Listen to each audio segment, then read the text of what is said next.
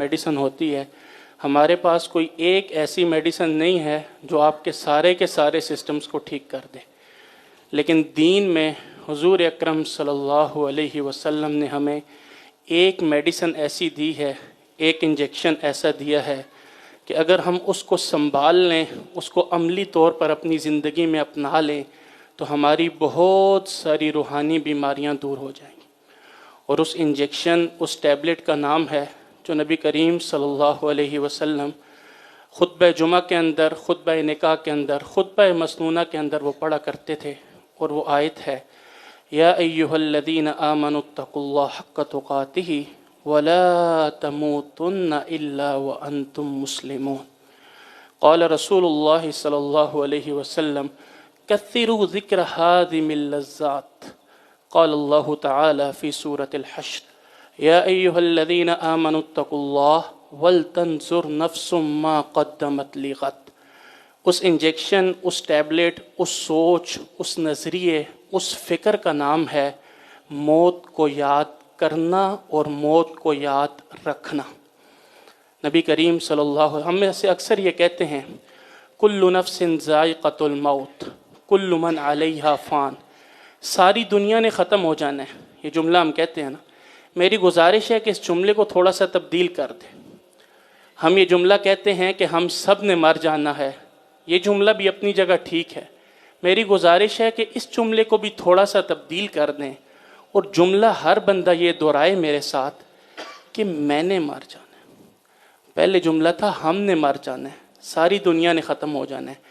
آج میں عرض کر رہا ہوں کہ یہ جملہ دہرائیں کہ میں نے مر جانا ہے، I have to die۔ جب ہماری یہ سوچ ہوگی نا کہ میں نے مر جانا ہے، ہم اپنا گھر میں جا کے اعلان لکھیں فلاں کا بیٹا، فلاں کا بھائی،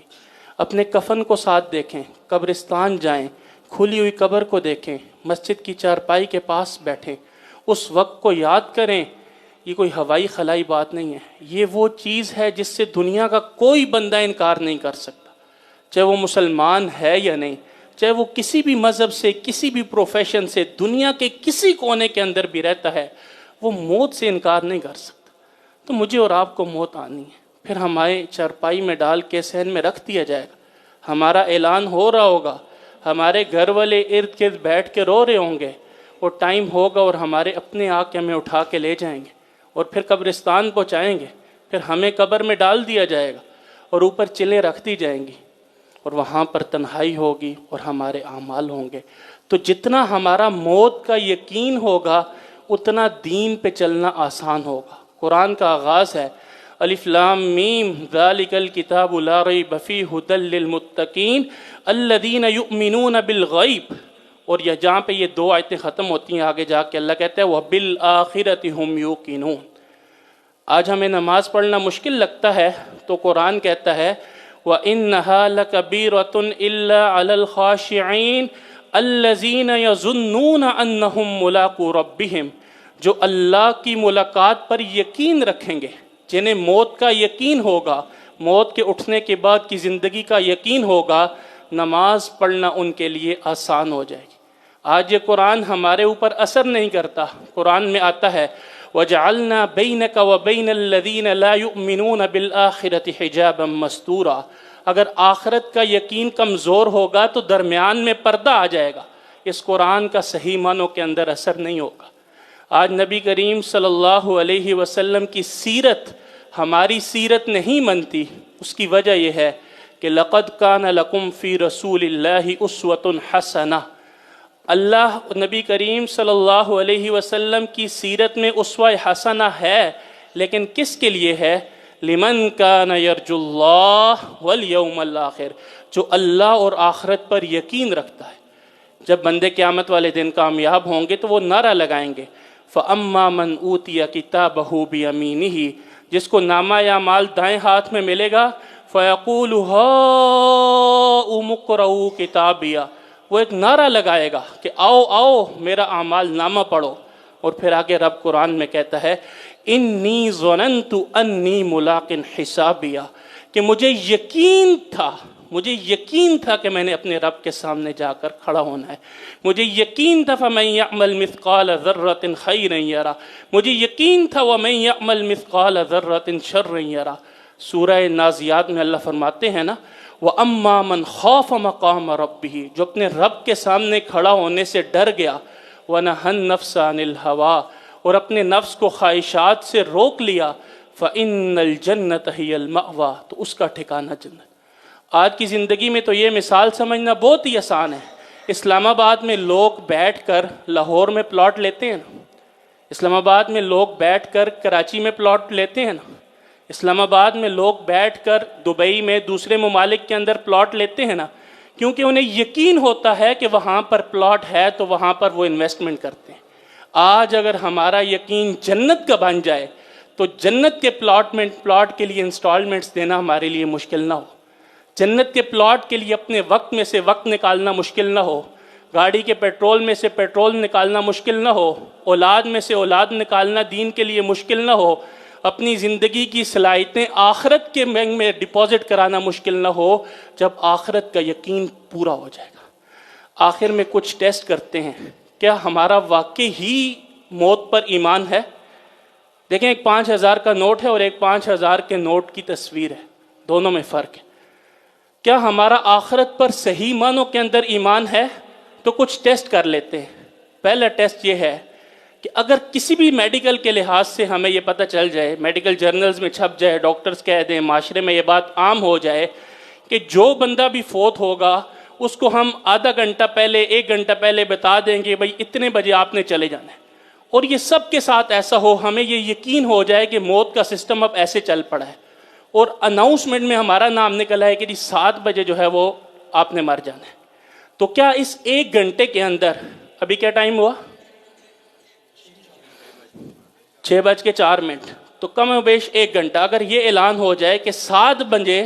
ہم میں سے ہر بندہ اپنا اپنا سوچے کہ میں نے مر جانا ہے، تو کیا میرے جو اللہ کے ساتھ معاملات ہیں، جو اللہ کے ساتھ عقائد ہیں، جو اللہ کی فرض نمازیں ہیں، وہ پوری ہیں؟ کیا میرے روزوں کے معاملات کلیئر ہیں؟ کیا میں نے زکوٰۃ ادا کی ہوئی ہے؟ کیا میں نے حج کیا ہوا ہے؟ کیا یہ جو میری ظاہری صورت ہے، اسی صورت کے ساتھ میں اللہ سے ملنے کے لیے تیار ہوں؟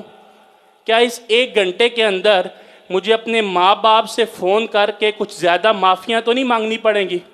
19-20 کا فرق تو ہوگا ہر جگہ۔ کیا میرے بیوی بچوں کے ساتھ، میرے پڑوسیوں کے ساتھ، جہاں پر میں نوکری کرتا ہوں، جہاں پر میں دکان کرتا ہوں، جس محلے اور جس معاشرے کے اندر میں رہتا ہوں، وہاں پر لوگوں کو فون کر کے مجھے 1 گھنٹے میں معافیاں تو نہیں مانگنی پڑیں گی؟ معاملات کو کلیئر تو نہیں کرنا پڑے گا؟ کیا جو میرے مالی معاملات ہیں، کیا جو میرے بینک اکاؤنٹس ہیں، تو 1 گھنٹے کے اندر مجھے بینک والوں کو کال کر کے سود سے ان کو شفٹ تو نہیں کرنا پڑے گا؟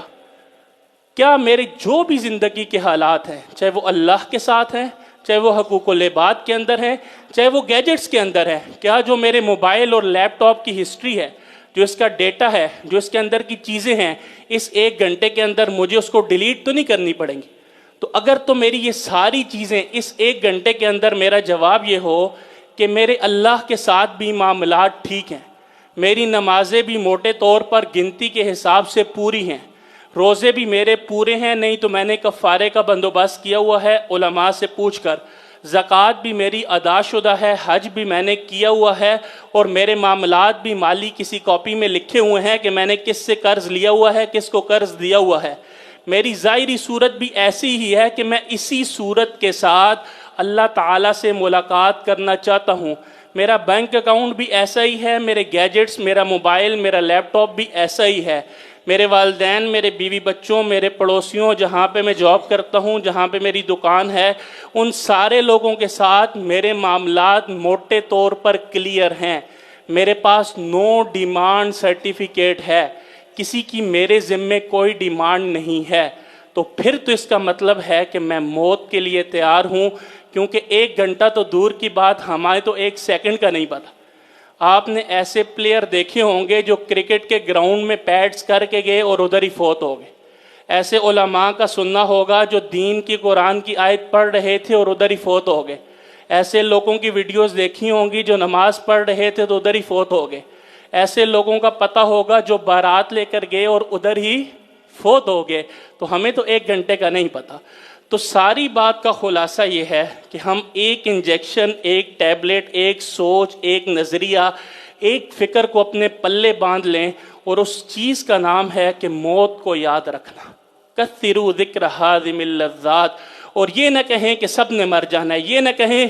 ہم سب نے مر جانا ہے، ساری دنیا نے ختم ہو جانا ہے، بلکہ انفرادی طور پر کہیں کہ میں نے مر جانا ہے،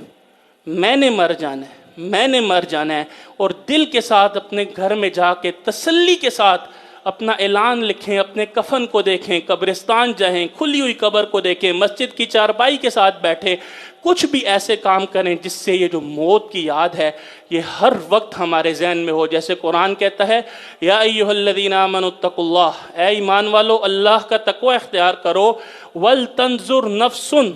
تم میں سے ہر نفس یہ دیکھے ما قدمت لغد، کہ اس نے کل کے لیے کیا بیچا ہے۔